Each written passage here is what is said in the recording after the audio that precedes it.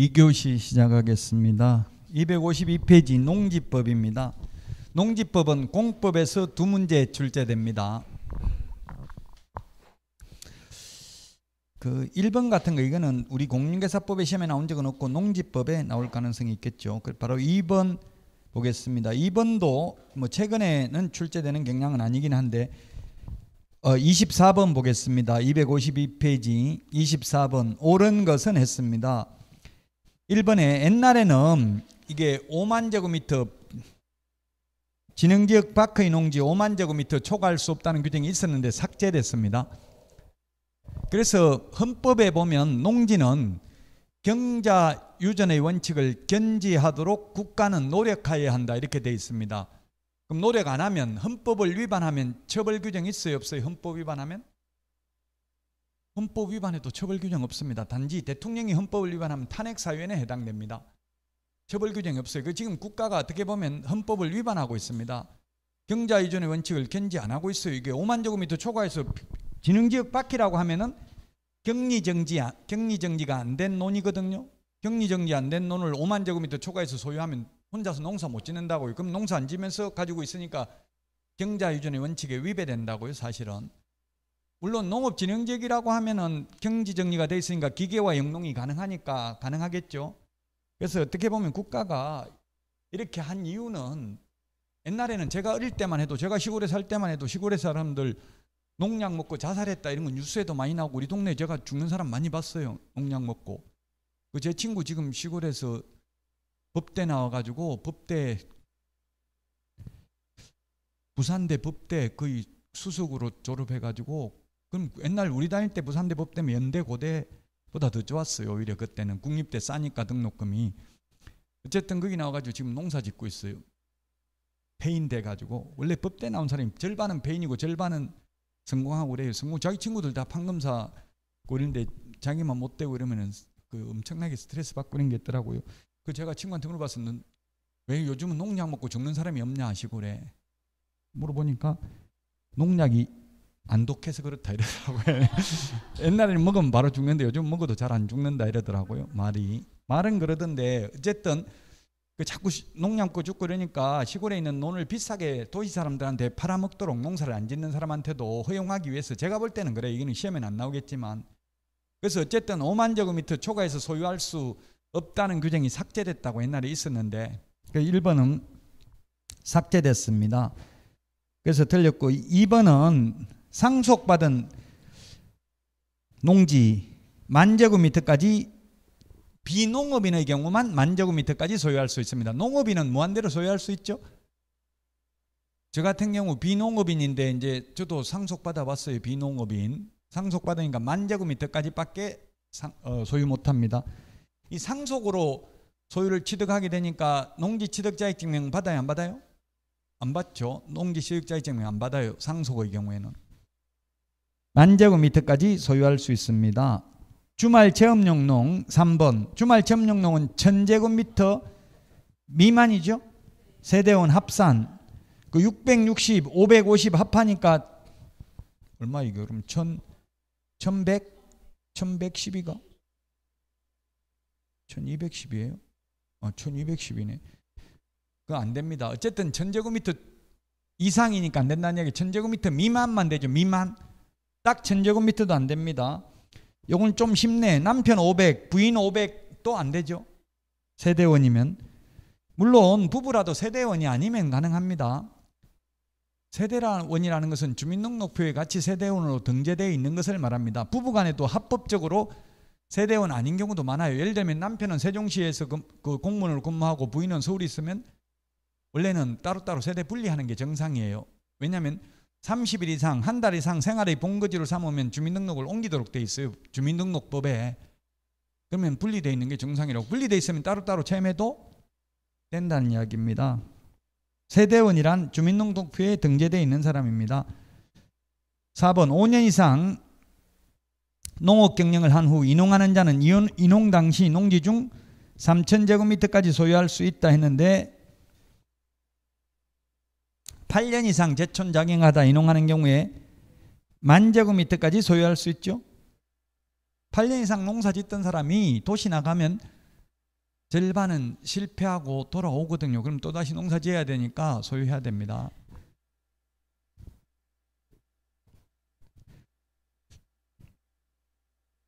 저는 옛날에 시골에 어릴 때 보면 전부 다 막 우리 때만 해도 고무신 공장 그 옥공 그 섬유 공장 이런 데 엄청나게 많이 다녔어요. 누나들 이런 다니다가 명절 되면은 양복 입고 오는데 보면 손톱에를 보면 막 시커멓게 때가 껴 있고, 그래서 저는 시골 갈 때 양복을 그 트라우마가 있어서 양복을 안 입어요. 주로 공장 다니는 사람들이 다 양복 입고 오더라고요. 명절 되면.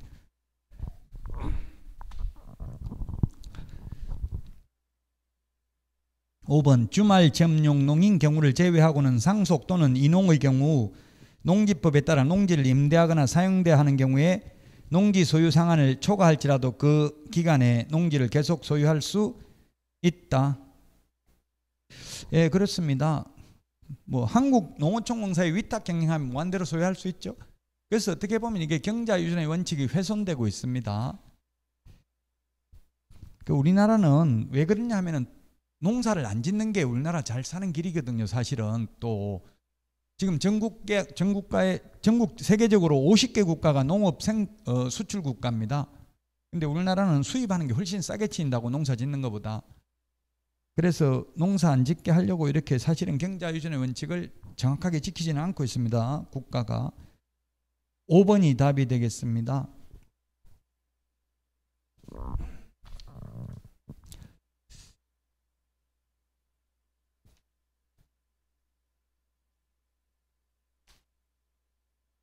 자, 그 다음에 26번입니다. 26번.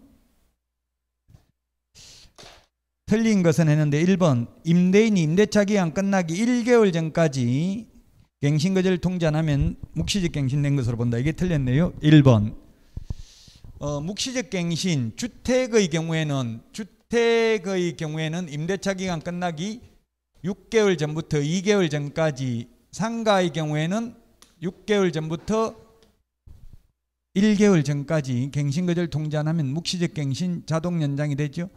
농지는 임대차 기간 끝나기 3개월 전까지, 농지의 경우 임대차 기간 끝나기 3개월 전까지 갱신거절 통지 안 하면 묵시적 갱신이 됩니다. 1개월이 아니고. 그 이유는 농사 지으려면 3개월 이상 준비를 해야 돼요.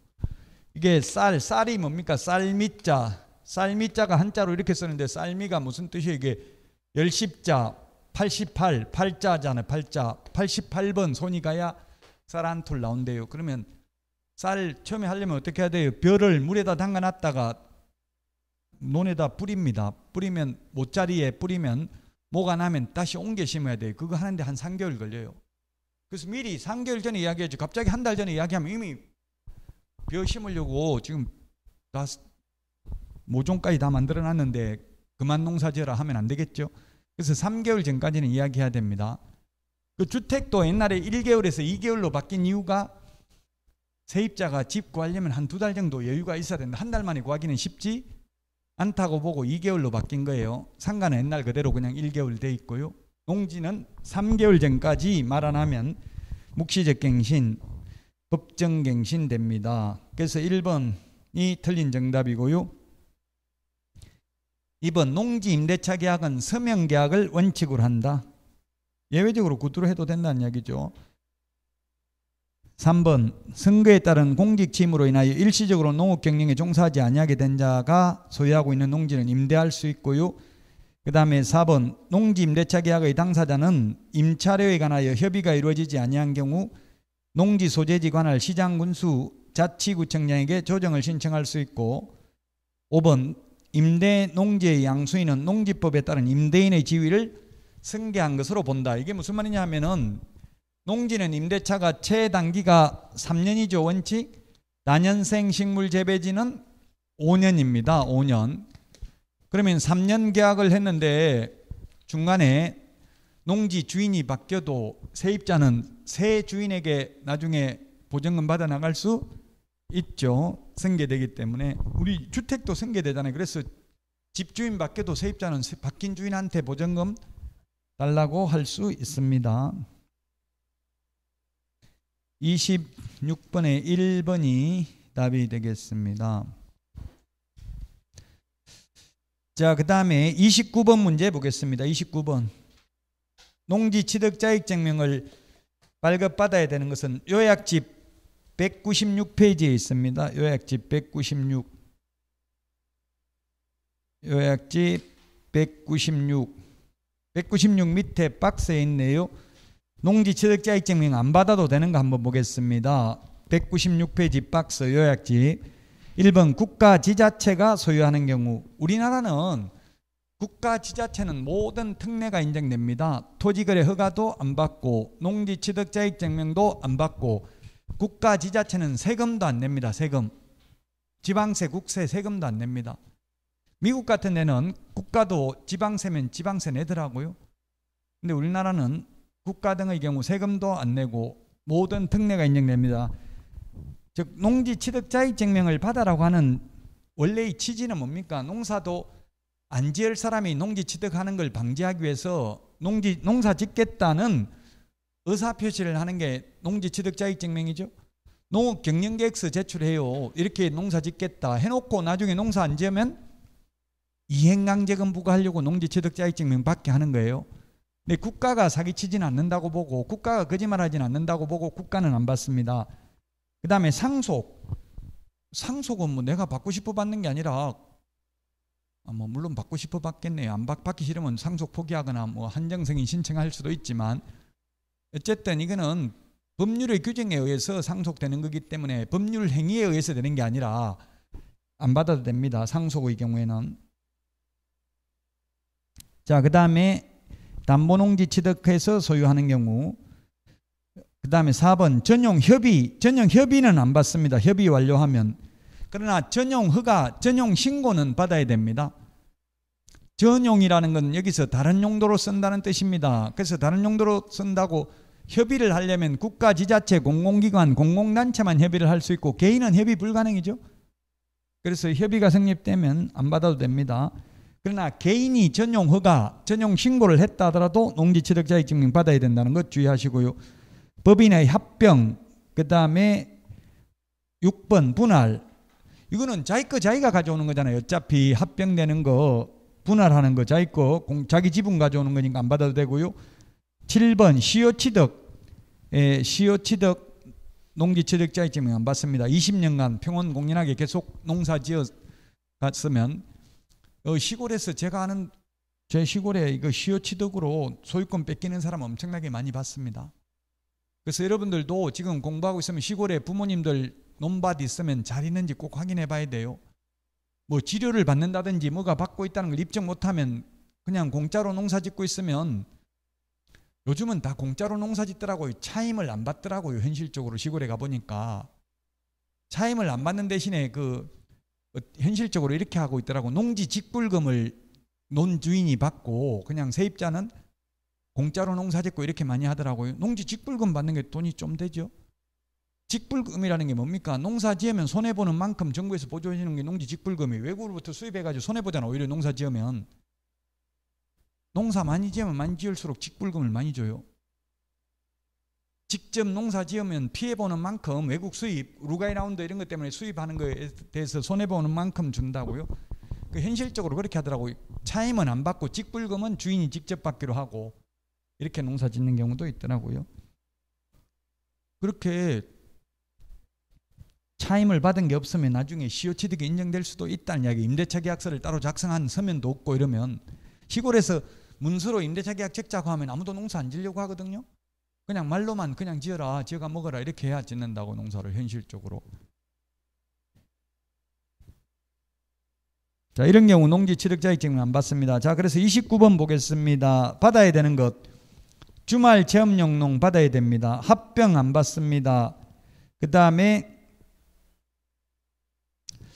허가증을 받은 허가구역 내의 농지를 취득하는 경우 토지거래 허가 받으면 농지취득자익증명 받은 것으로 보고 계약서 금인도 받은 것으로 봅니다. 그래서 안 받습니다. 농지 전용 협의는 안 받는데 전용 허가는 전용 신고는 받아야 된다 했죠. 전용 허가는 개인이 전용 허가 받는 거고요. 전용 협의는 국가, 공공기관, 공공단체가 협의하는 것입니다. 리얼 받아야 되고요. 미음, 승여나 판결에 의한 경우도 농지취득자익증명 받아야 됩니다. 경매도 농지 취득자격증명 받아야 됩니다. 경매로 취득하는 경우에도. 그래서 주말 체험용 농, 학교가 실습용 농지로 취득하는 경우, 전용허가, 전용신고 이런 경우는 농지 취득자격증명은 받지만 단 농업 경영 계획서는 제출하지 않죠. 2번이 답이 되겠습니다. 2번. 31번. 31번은 시험에 나온 적이 없는데 1번 이게 작년에 그 2021년도 이게 LH지구원 광명 시형 신도시 투기 사건 때문에 생긴 거예요. 그래서 1번 농업진흥지역 내의 이제 농지는 주말 체험용 농하기 위해서 취득할 수 없습니다. 농업진흥지역이라고 하면 옛날 지금 현재 우리 농지는 진흥지역 외의 농지 이렇게 부르고 있습니다. 옛날에는 절대농지라고 불렀어요. 이걸 절대농지. 그리고 상대농지 이렇게 불렀어요. 진흥지역 외의 농지를. 절대농지가 오히려 어떻게 보면 더 딱 와닿는 것 같아요. 절대농지, 절대로 농사만 지어야 되고 다른 용도로 쓰면 안 되는 게 절대농지입니다. 쉽게 말하면 경지정리된 논입니다. 그래서 이런 진흥지역 내의 농지는 이제 주말 체험이라는 건 농업 경영을 하는 건 아니거든요. 그래서 이제 진흥지역 내의 농지는 주말 체험용 농 목적으로 취득할 수 없다라고 바뀌었습니다. 법이 최근에. 자, 그 다음에 2번 농지 소유 제한이나 소유 상한에 대한 위반 사실을 알고도 농지를 소유하도록 권유하거나 중개하면 안 됩니다. 개업공개서들도 주의해야 되겠죠. 이제 이런 거 하면은 처벌받습니다.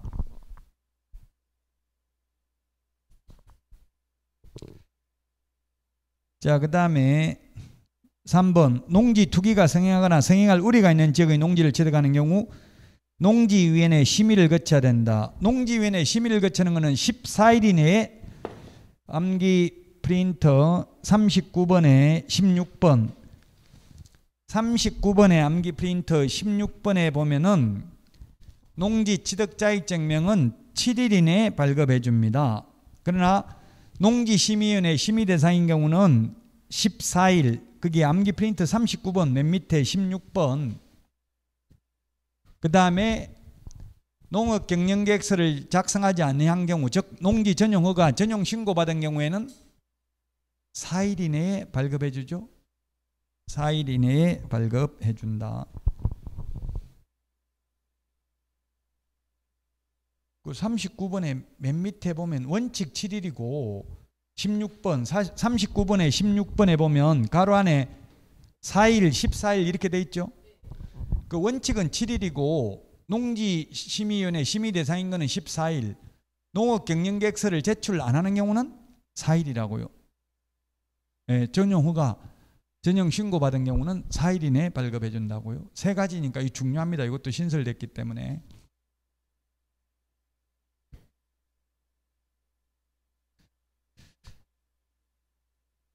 자, 그 다음에 4번 시구 읍면장은 농업경영계획서를 10년간 보존해야 된다. 이런 거는 10년간 보존해야 된다. 이거는 아마 농지법에 나올지는 몰라도 공인중개사법 출제 경량 문제는 아닙니다. 4번은 맞기는 합니다. 5번 시장군수구청장은 농지 1필지를 공유로 소유하는 경우 상속의 경우 제외하고요. 최대 인원수 7인 이하의 범위에서 시군구 조례로 정하는 바에 따라 제한할 수 있다. LH 직원들이 돈이 예를 들면 투기해야 될 금액이 뭐 몇십억, 40억 이렇게 되니까 혼자서 못 하잖아요. 여러 명이서 자기들 직원들끼리 한 1억, 10억씩 대출 받아가지고 여러 명이 한다고 투기꾼들이 주로 혼자서 돈을 다 마련 못하니까. 그래서 공유지분 이게 농지법에 신설됐습니다. 최대 7인 이하 범위 내에서 시군구 조례로 제한할 수 있다고요. 공유자가 7명이면 8명이면 절대 안 되고요. 시군구 조례로 뭐 5명까지만 가능하다 이렇게 할 수도 있다고요. 현실적으로 정상적으로 그래 하는 거는 공유자가 7인까지 될 리가 없죠. 보통 한두 명 이렇게 뭐 형제간이나 원래 친인척이나 이런 사람끼리 공유할 수 있는 거잖아요. 평소 아는 사람들끼리. 이게 투기를 방지하기 위해서 이런 규정들을 신설했습니다. 자, 그 다음에 확인 설명서 작성입니다. 확인 설명서 작성. 자, 이거는 요약집을 한번 보도록 하겠습니다.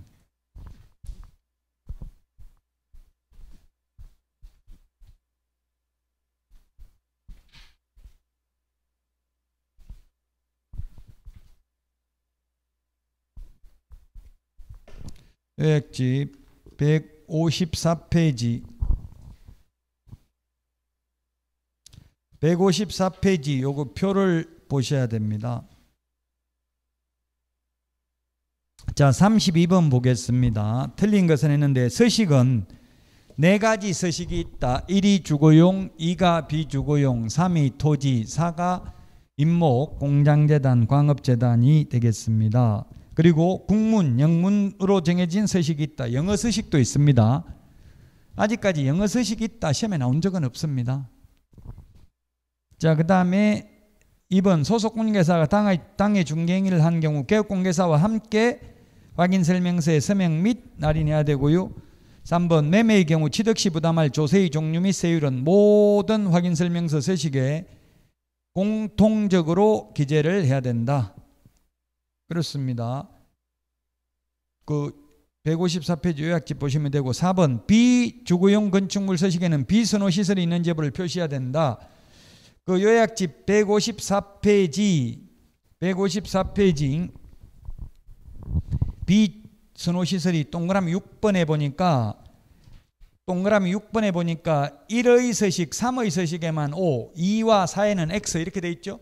그 2와 4의 서식에는 기재 안 한다는 얘기예요. 지금 비주거용 건축물이라고 돼 있잖아. 4번 비주거용이 2잖아. 2의 서식이잖아요. 그래서 비선호시설 2의 서식에는 기재하지 않습니다.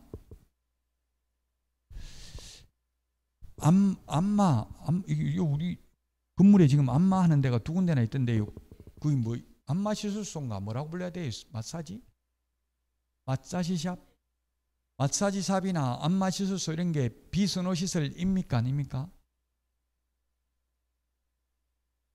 그러니까 이게 참 어려운 부분이 호불호는 개인 취향에 따라 다 다르다는 얘기예요. 일부 비선호 시설로 생각하는 사람도 있고 우리나라는 부정적으로 생각하는 사람도 많더라고요.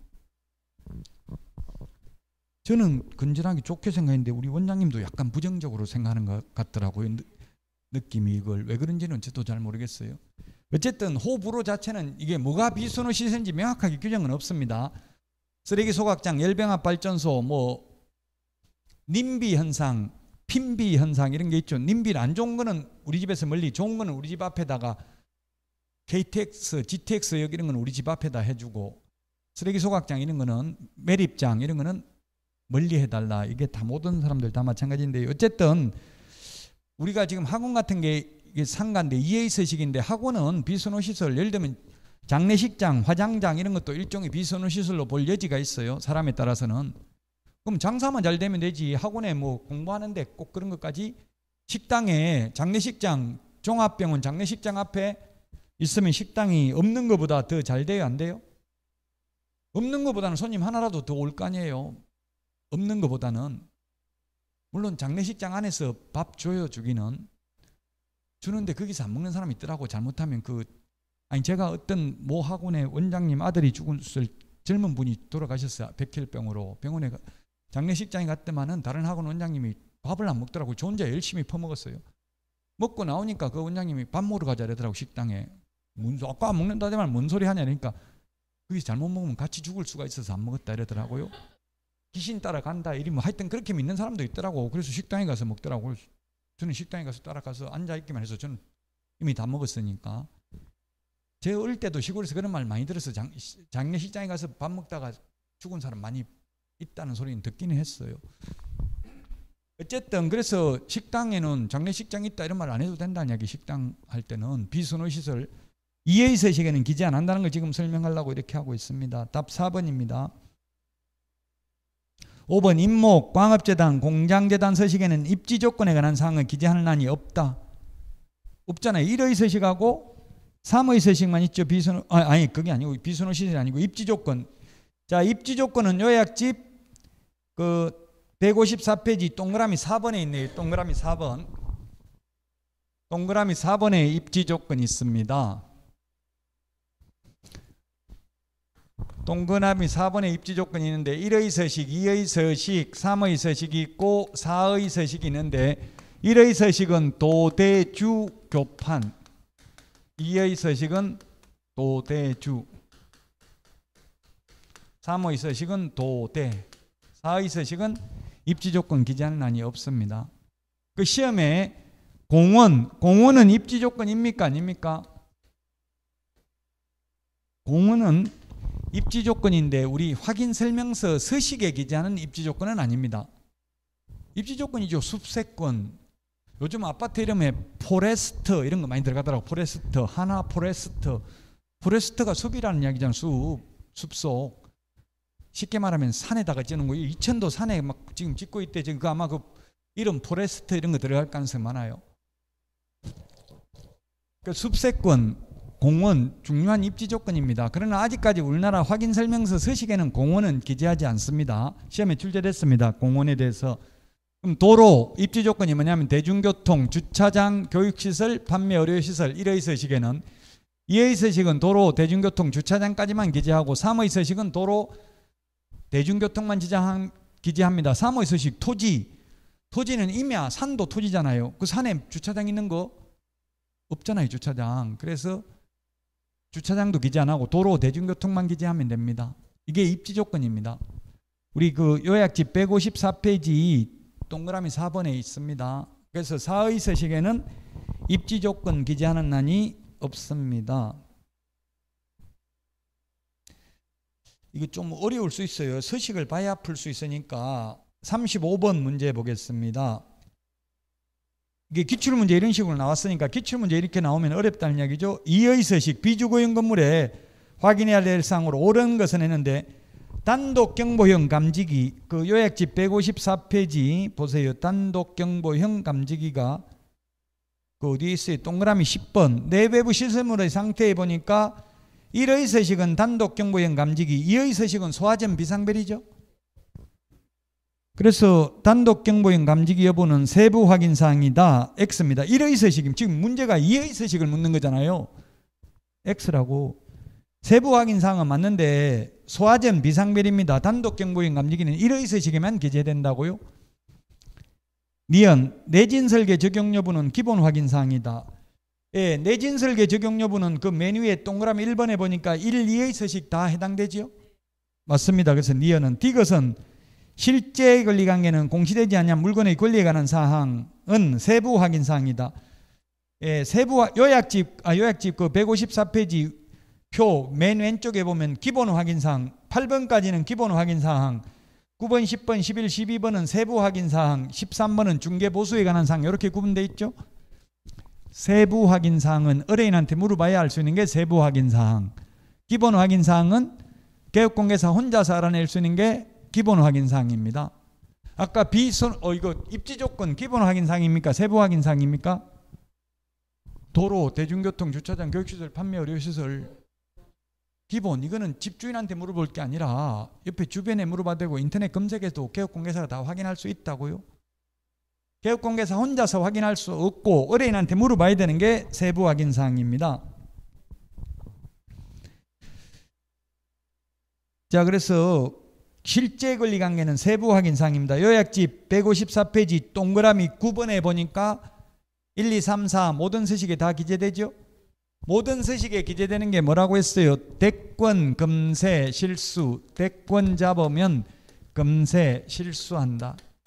6개입니다. 공통적 기재사항, 대상 물건의 표시, 권리관계, 거래 예정금액, 취득 관련 조세, 실제 권리관계, 중개보수 산출 내역. 요 6가지는 4가지 서식 공통적 기재사항이다.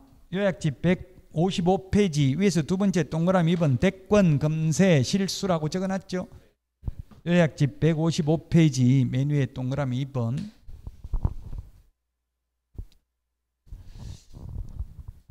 자, 그래서 디귿 맞습니다. 리얼 환경조건 1조 소음 진동은 세부 확인사항이다.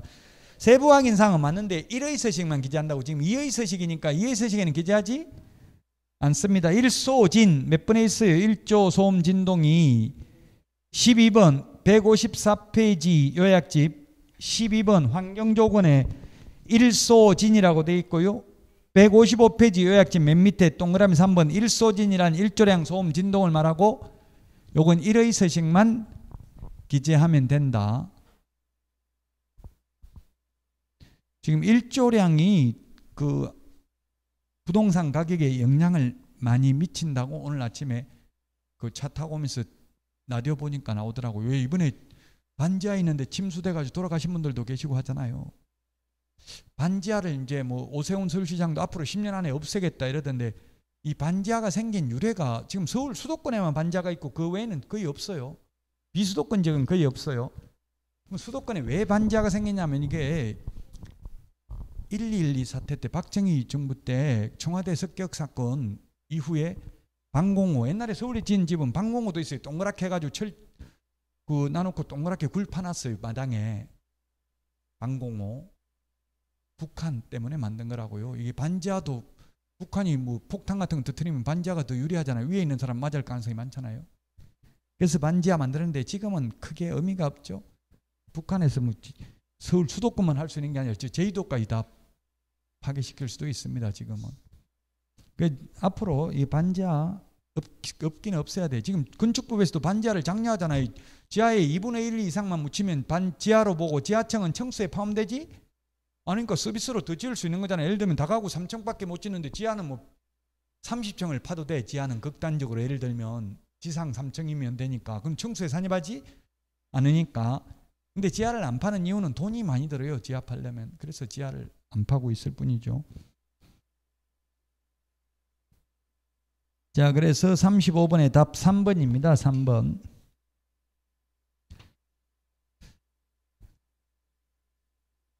자, 그 다음에 37번 보겠습니다. 37번. 기출문제 27번에 이렇게 나왔잖아요. 지금 어려운 게 3의 서식, 토지가 3의 서식이잖아요. 3의 서식이죠? 3의 서식에 대해서 물었습니다. 기재사항에 해당하는 거 되는데 비선호시설은 1 3의 서식이 기재하는 거 맞죠? 일조량 등 환경조건 1소지는 1의 서식만 기재하고요. 관리주체, 위탁관리인지 자치관리인지 관리주체는 건물이 있는 경우만 관리사무소 있잖아요.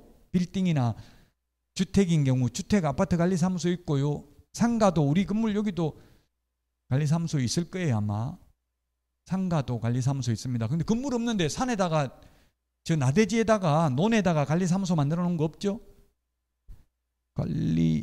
그래서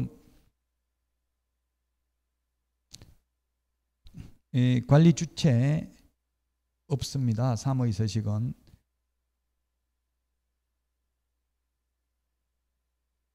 자, 그 다음에 공법상 이용제한 거래 규제는 1, 2, 3의 서식만 있습니다. 4의 서식은 없습니다.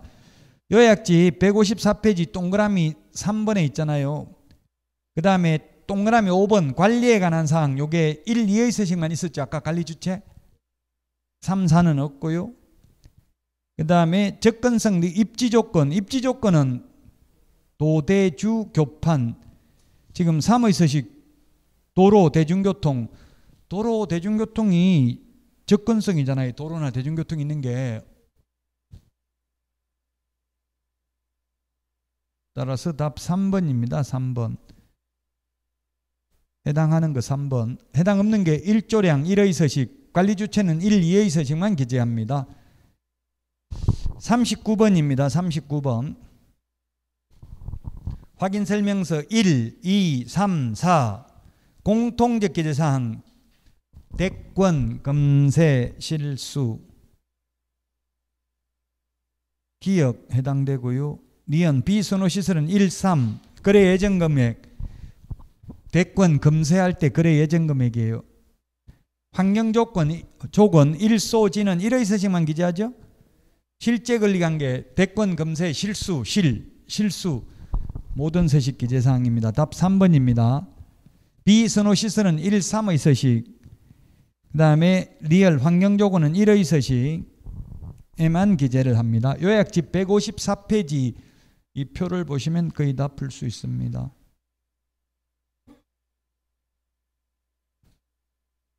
자, 그 다음에 42번 260페이지 42번입니다. 42번. 확인 설명서 작성에 대해서 옳은 것입니다. 1번 주택 매매의 경우 도시 군 계획시설 지구 단위 계획구역 그 밖의 도시 군 관리 계획은 개업공개사가 확인하여 기재한다. 맞습니다. 기본 확인 사항입니다. 이런 거는.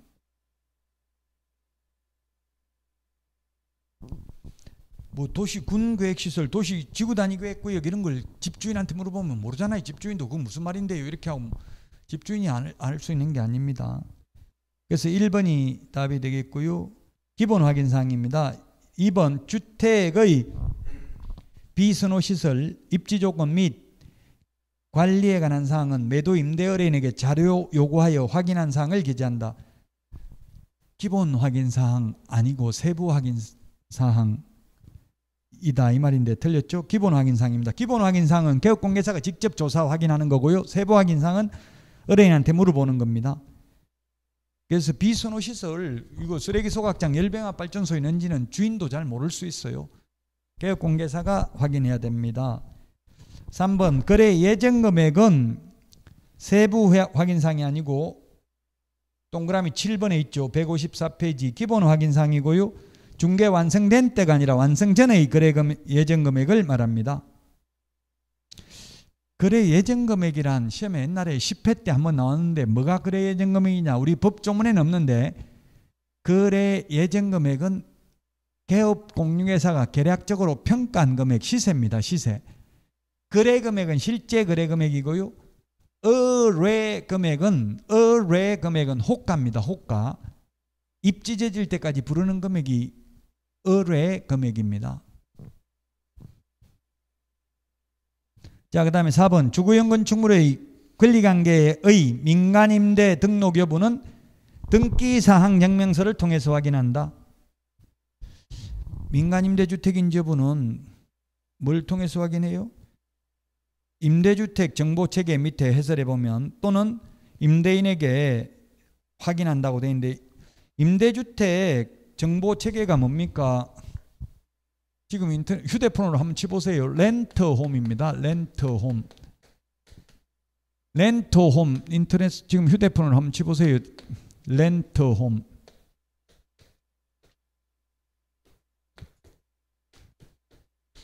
렌트홈 co.kr 그냥 한글로 렌트홈 치면 나오죠. 이게 임대주택 정보체계입니다. 여기 들어가면 거기 밑에 그 사이트에서 확인할 수 있어요. 지번을 치면 그게 민간임대주택 특별법에 의한 민간임대주택인지 여부 나옵니다. 민간임대주택 특별법에 의한 민간임대주택은 임대사업을 하는 동안 1년에 최대 5%밖에 못 올리죠. 우리 일반 주택임대차보호법 적용받는 거는 2+2 해가지고 최대 4년밖에 못 살잖아요. 4년 넘으면 주인 나가라고 해도 되죠. 근데 민간임대주택 특별법은 임대사업 하는 동안 계속 세입자가 바뀌어도 전 세입자한테 받던 금액에서 5%밖에 못 올려요. 그럼 주인한테 엄청나게 불리하다고 생각할 수 있잖아. 막 옛날에 주인들이 욕하고 이렇게 했어요. 근데 이게 의무사항이 아니라 안 하면 돼요. 안 하고 그냥 일반 주택임대차보호법 적용받는 걸로 해도 됩니다. 근데 이걸 하는 이유는 주인들한테 세제 혜택이 있죠.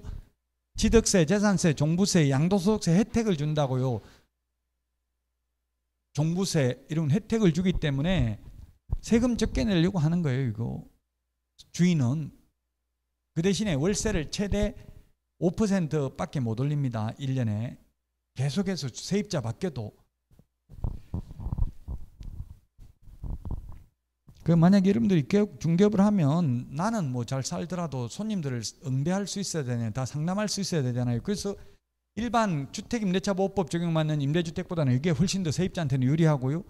이거보다 더 유리한 거는 이게 조금 단점이 있어요. 이거보다 더 유리한 게 이제 행복주택이나 국민임대주택 이런 공공임대주택의 경우에는 세입자가 나가겠다고 하면 계약기간 안 끝나도 한 달만 지나면 다 돈 내줍니다. LH한테 나가겠다고 하면 LH는 한 달 안에 돈 다 내줘요.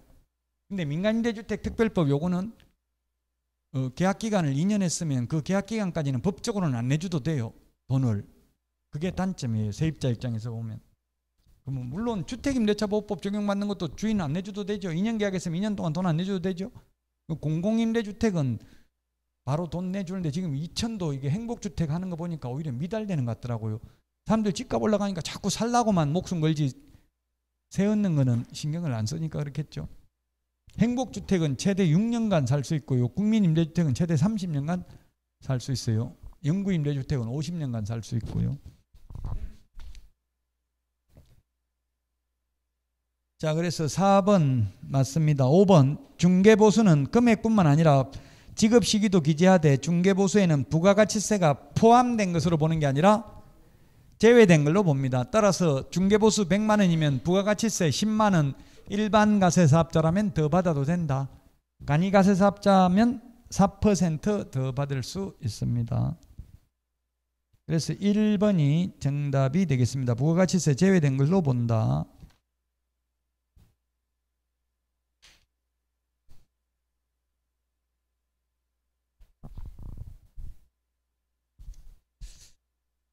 자, 47번 마지막으로 47번 보고 쉬었다 하겠습니다. 확인설명서 작성과 관련한 내용으로 틀린 것입니다. 1번 대상물건 표시란은 대상물건별 등기사항증명서 등을 확인하여 기재한다.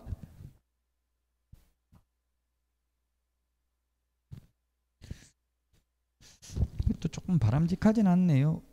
대상물건의 표시란은 등기사항증명서 등이라고 했기 때문에 등이라고 해서 뭐 틀린 건 아닌데 사실 대상물건의 표시는 뭡니까? 소재지, 면적, 지목 이런 거죠.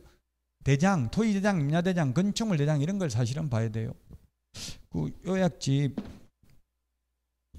요약집을 한번 보시면 어디 있냐면은 161페이지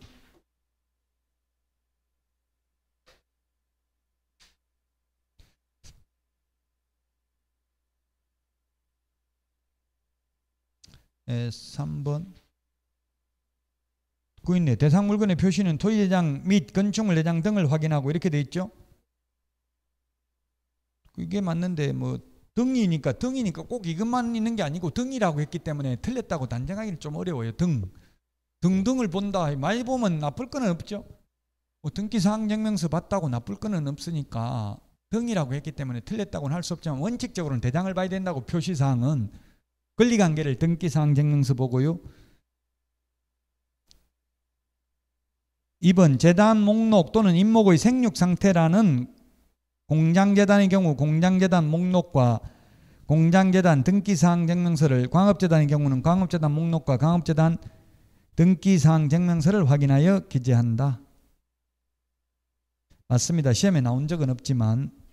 3번 대상물건의 상태에 관한 자료 요구사항란에는 권리 이전 의뢰인에게 요구한 사항 및 그 관련 자료의 제출 여부를 기재하되 자료 제출 요구에 불응한 경우 그 사실을 권리 취득 의뢰인에게 설명해야 하는 것은 아니다 했는데 설명도 하고 확인 설명서 서식에 기재도 해야 되죠. 설명하고 기재도 해야 됩니다.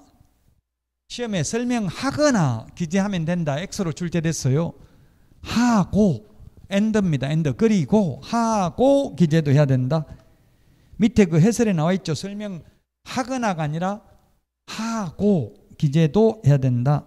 그래서 3번이 정답이 되겠습니다. 4번 취득시 부담할 조세의 종류 및 세율은 중개 완성되기 전 지방세법 내용을 확인하여 기재한다. 그렇습니다. 취득 관련 조세는 취득세, 농어촌 특별세, 지방교육세를 말합니다. 그 세금, 여러분들도 현업에 가면 중개업 하면 가장 많이 묻는 게 양도소득세를 많이 물어요. 그래서 세법시험에 양도소득세가 시험에 가장 많이 나오잖아요. 우리 중개실무상은 양도소득세 설명해 줄 의무 없잖아요. 취득 관련 조세만 설명해 주면 되죠. 근데 현업을 하다 보면 묻는 거는 전부 양도소득세를 많이 묻더라고요. 왜냐하면 팔라고 하는데 세금 무서워서 못 팔겠다 이런 게 많아요.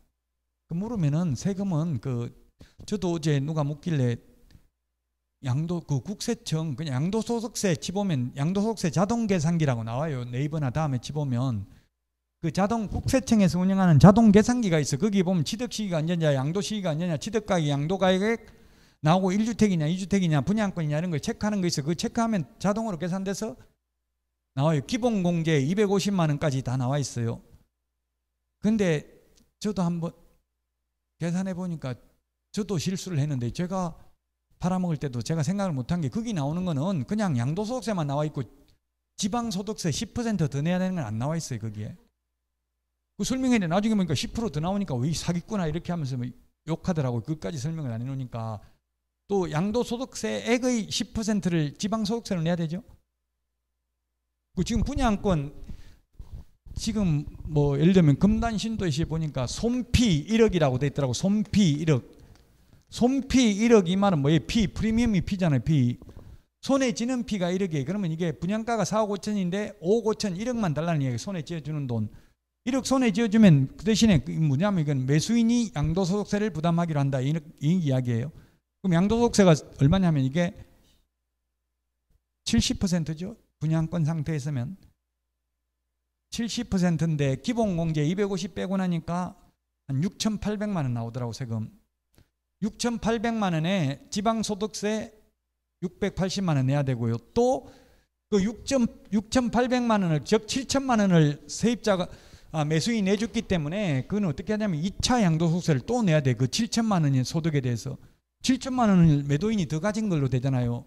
그럼 2차 양도소득세 또 내야 돼. 이론적으로는 그 7천만 원 차익이 더 붙었기 때문에 거기에 대한 세금도 또 내야 된다고. 이론적으로는.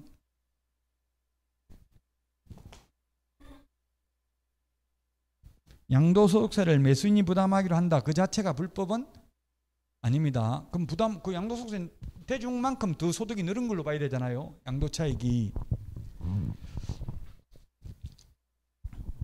그 보통 현업에서도 지금 분양권 같은 경우는 워낙 세금이 많기 때문에 매수인이 양도소득세를 부담하기로 한다. 이렇게 특약을 많이 내요. 그러다 보면 다운계약서를 적을 수밖에 없죠.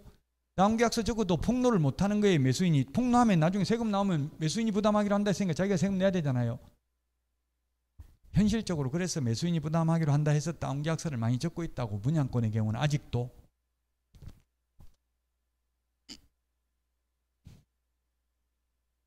법적으로는 양도소득세는 설명할 필요 없지만 현업에서는 양도소득세를 외려 더 많이 묻는다.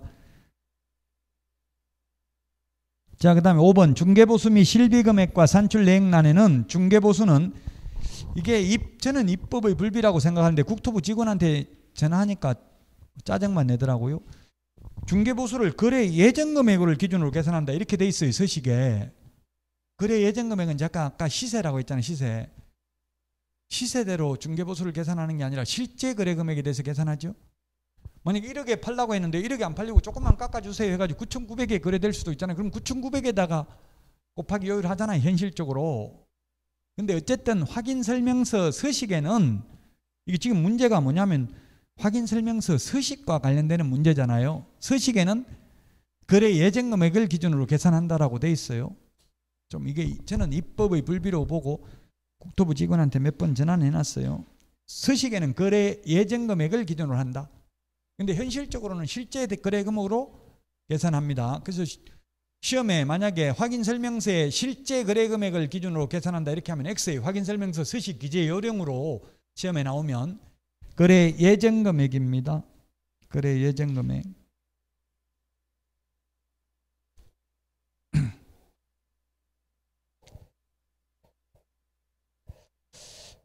그 264페이지 중개활동 메뉴에 뭐라고 돼 있어요? 17회 이후 시험에 한 번도 16년 동안 한 번도 시험에 안 나왔어요. 괜히 이거 스트레스만 받아요. 그래서 보지 맙시다. 이거 나오면 네가 책임질래? 책임 못 집니다. 17회 이후 이때까지 지금 한 번도 안 나왔다고요. 그냥 심심하면 2차만 하는 분들 풀어보세요. 시간 많이 남으면.